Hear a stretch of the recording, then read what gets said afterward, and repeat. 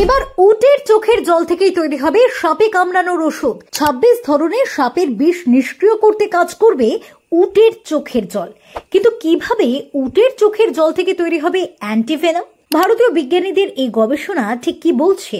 চোখের জলের হয় না কোনো দাম, তা তো আগে থেকে সকলে জানতো।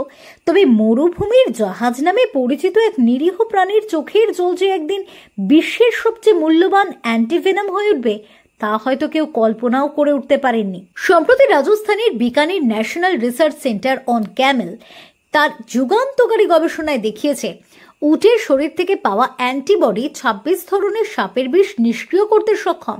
আর এতে শুধু বিজ্ঞানের আশীর্বাদ নয়, নতুন আশার আলোও দেখছেন রাজস্থানের উট মালিকরা। কিন্তু কিভাবে ঘটলো এমন অসম্ভব ঘটনা?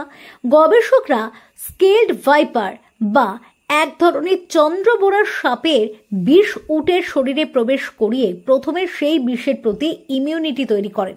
এরপর উটের চোখের জল ও রক্ত থেকে সংগৃহীত অ্যান্টিবডি পরীক্ষা করে তারা দেখেন এটি বিষের হেমোরেজ ও কোয়াগুলোপ্যাথি অর্থাৎ রক্তক্ষরণ এবং রক্ত জমাট সংক্রান্ত প্রতিরোধে বিশেষভাবে কার্যকর। প্রচলিত অ্যান্টিভেনম যা মূলত ঘোড়ার শরীর থেকে পাওয়া যায় তার তুলনায় এতে অ্যালার্জির ঝুঁকি কম। অন্যদিকে উটের শরীর থেকে অ্যান্টিবডি তৈরি করার তুলনায় কম ব্যয় সাপেক্ষ এবং সহজ। পরিসংখ্যান বলে ভারতে প্রতি বছর প্রায় 58,000 মানুষ সাপের কামড়ে মারা যান। আরও 1.4 লক্ষ মানুষ চিরতরে পঙ্গু হন। তাই এই গবেষণার চিকিৎসা সম্ভাবনায় এক নতুন দিশা দেখাবে বলে মনে করছেন গবেষকরা।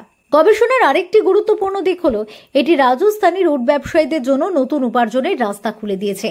বিকানের, জয়সলমের এবং যোধপুরে এনআরসিসি স্থানীয় উট ব্যবসায়ীদের থেকে গবেষণার জন্য নিয়ন্ত্রিতভাবে উটের চোখের জল ও রক্ত সংগ্রহ করছে। বিনিময়ে প্রত্যেক উটের জন্য 5,000 থেকে 10,000 টাকা পর্যন্ত দিচ্ছে সংস্থা।